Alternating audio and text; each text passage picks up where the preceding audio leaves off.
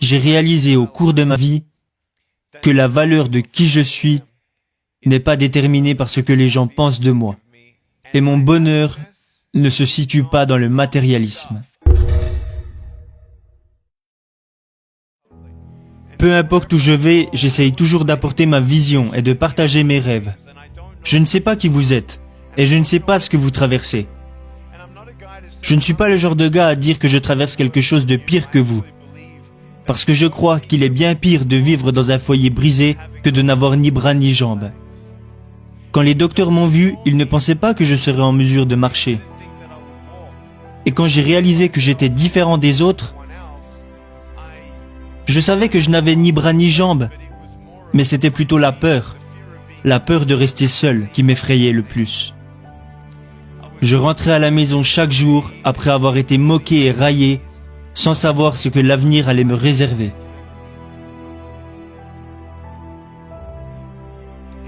Je n'aurais jamais imaginé devenir la personne que je suis aujourd'hui. Je veux juste que vous preniez conscience au fond de votre cœur que parfois la négativité prendra le dessus. Parfois la peur vous empêchera d'essayer ou de recommencer.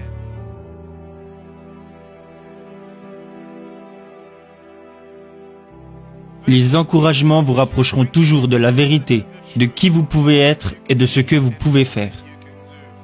Mais les découragements, eux, vous éloigneront de tout ça. Vous savez, je n'avais aucun espoir en mon propre avenir. Mes parents croyaient en Dieu, mais moi non, car je ne comprenais pas pourquoi ils m'avaient donné moins que les autres. Alors pendant de nombreuses années, je ne comprenais pas que je pouvais avoir ni main, ni pied et devenir malgré tout un miracle pour quelqu'un. Et que si j'étais capable d'envoyer ne serait-ce qu'une personne au paradis, alors tout ceci prenait un sens.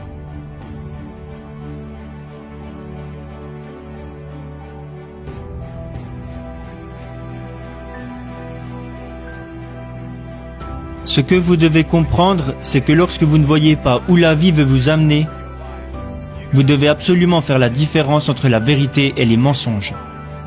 Et le premier thème que je veux aborder est votre valeur. Qui êtes-vous? Oh, tu es moche, abandonne. Tu ne deviendras jamais quelqu'un. Tu ne trouveras jamais de travail, tu ne te marieras jamais, tu resteras seul pour toujours, tu seras toujours dépendant de tes parents, tu ne feras jamais rien, Nick, laisse tomber. Avez-vous déjà pensé à abandonner? Était-ce à cause de ce que les gens disaient de vous? Pourquoi vous inquiétez-vous tant de ce que les gens disent de vous? Pourquoi accordez-vous tant d'importance à votre apparence? Laissez-moi vous demander, pensez-vous que je suis assez cool pour devenir votre ami? Oh, merci beaucoup. Mais je n'ai ni bras ni jambes. Ça n'a pas d'importance, pas vrai? Alors si notre apparence n'a pas d'importance, pourquoi continuons-nous de nous moquer et de blesser les autres par nos paroles, si tout ceci n'a pas d'importance? Ce qui fait notre valeur n'est pas l'image que nous renvoyons. Beaucoup d'hommes pensent que leur valeur est déterminée par la somme d'argent qu'ils peuvent ramener à la maison. C'est faux. Je préférerais toujours être un homme pauvre qui n'a jamais blessé personne plutôt qu'un homme riche qui a fait de la peine à une personne. Cela ne veut pas dire que je me considère parfait. Cela veut juste dire que l'argent ne définira jamais qui je suis. Je rencontre beaucoup de politiciens à travers le monde et je leur demande souvent: comment pouvez-vous espérer honorer votre pays si vous n'êtes même pas capable d'honorer votre femme? Vous devez honorer votre femme avant d'honorer votre pays et vous devez d'abord être un bon père pour vos propres enfants avant de pouvoir mener les générations futures.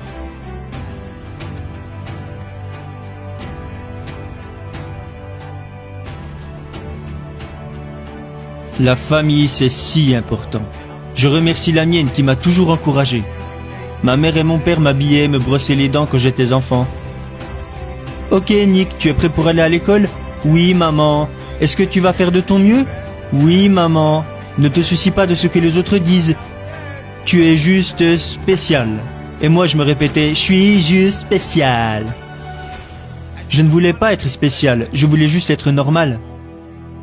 Alors toute cette violence et tous ces mensonges, grandissant dans ma tête et dans mon cœur, m'ont amené petit à petit à entrer en dépression. À l'âge de 8 ans, je suis entré en dépression et à l'âge de 10 ans, j'ai tenté de mettre fin à mes jours. Imaginez tout ce que j'aurais manqué.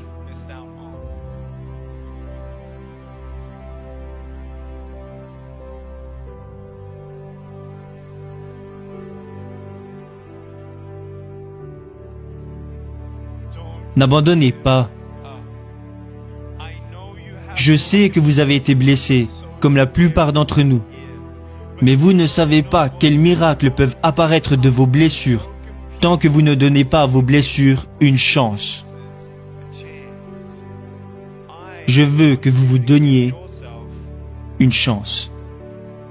N'abandonnez pas, rêvez grand, aimez-vous de manière humble, aimez les autres et prenez conscience de ceci. Vous ne savez pas ce qui se trouve au coin de la rue jusqu'à ce que vous alliez au coin de la rue. Si Thomas Edison n'avait fait que 9999 essais, il n'aurait jamais découvert l'ampoule électrique. S'il n'avait fait que 9999 essais, nous n'aurions peut-être pas d'ampoule électrique aujourd'hui. Mais il a continué. Quelqu'un lui a demandé un jour, « Hey Tom, qu'est-ce que ça te fait d'avoir échoué 9999 fois ?» Il lui a répondu, « Je n'ai pas échoué 9999 fois. J'ai juste découvert 9999 façons de ne pas faire une ampoule électrique. » L'échec entraîne l'éducation. Et ce n'est pas que je n'ai jamais pleuré, ce n'est pas que je n'ai plus peur, mais je préfère traverser la vie en avançant un pas à la fois, un pas à la fois, un pas à la fois, en étant reconnaissant pour ce que j'ai.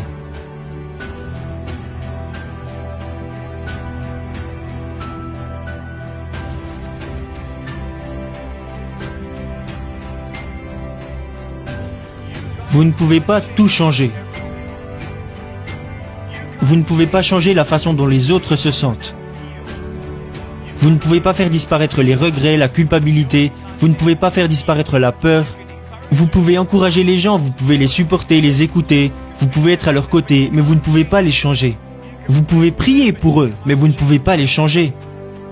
Je veux que vous preniez conscience qu'il arrive parfois que nous essayons de changer quelque chose qu'il est impossible de changer. J'aimerais pouvoir changer ma situation, mais c'est impossible.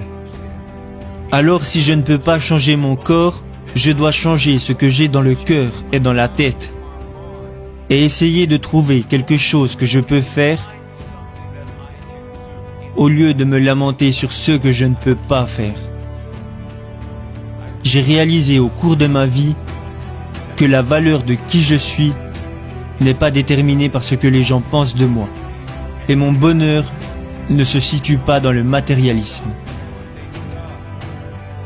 Si vous me donnez tout l'argent que vous avez et tout l'argent que vos parents ont sur leur compte bancaire, disons que ça représente 1 million de dollars, disons même que ça représente 1 trillion de dollars, peu importe la somme que ça représente, disons que tout votre argent atterrit sur mon compte bancaire. Oh, j'aime cette histoire. Mais si tout à coup mon fils meurt ce soir, juste parce que... Est-ce que l'argent peut vraiment vous rendre heureux? Est-ce que l'argent peut réparer votre mariage? Est-ce que l'argent peut rendre vos enfants heureux? Non. La drogue, le sexe, l'alcool, le porno. Si vous placez votre bonheur dans ce genre de choses, alors votre bonheur sera de courte durée.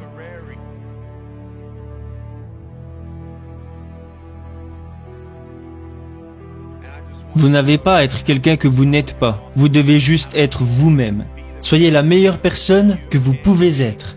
Alors ma question ce soir est, est-ce que vous vous aimez? Si vous viviez maintenant les 15 dernières secondes de votre vie,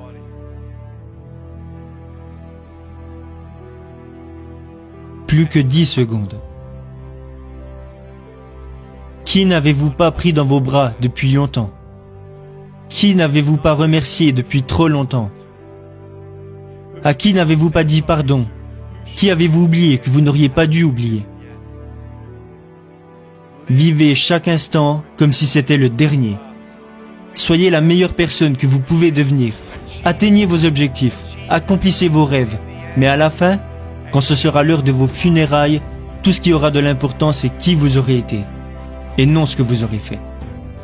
Qui vous êtes peut changer des vies, bien plus que ce que vous avez fait. Et si vous pouvez réunir ces deux concepts ensemble, alors vous êtes sur la bonne voie. Rêvez grand, N'abandonnez pas. Quand vous savez pourquoi vous faites ce que vous faites, le courage prend le dessus sur toutes vos peurs. Pourquoi je ne saute pas de cette table? Parce que ce serait une idée stupide. Mais si j'étais sur cette table et qu'il n'y avait personne dans la salle et qu'il y avait un incendie, pensez-vous que cette idée de sauter serait une si mauvaise idée? Quand vous savez pourquoi vous faites ce que vous faites, vous le faites. Apeuré ou pas, effrayé ou pas, j'arrive et j'avance. Vous voulez savoir qui m'a inspiré à devenir conférencier? Ce n'était pas ma mère, ce n'était pas mon père, ce n'était pas ma famille. C'était l'agent d'entretien de mon lycée. Le gars qui nettoyait les toilettes au lycée a changé ma vie. Il me regardait un jour et il m'a dit « Nick, tu devrais donner des conférences ». Et je lui ai dit « Mais t'es dingue ». J'ai commencé à partager mon histoire devant des petits groupes à cause de lui. Il m'a forcé, il était en train de me tordre le bras, alors j'ai dû dire oui. Alors quand je me suis retrouvé à parler devant 300 étudiants de deuxième année pendant 7 minutes, et qu'au bout de 3 minutes la moitié des filles étaient en pleurs, j'étais si nerveux, mes mains étaient moites. Je les regardais et elles n'arrêtaient pas de pleurer, alors j'ai dû faire une pause. L'une d'elles est venue me voir et m'a dit « Excusez-moi de vous interrompre, mais puis-je vous prendre dans mes bras ?» Alors toutes les personnes qui pleuraient sont venues me faire un câlin. Je disais « Merci beaucoup à vous. Personne ne m'avait jamais montré autant d'affection. Personne ne m'avait jamais dit que j'étais beau à ma façon. » Voilà comment j'ai su que j'allais devenir conférencier.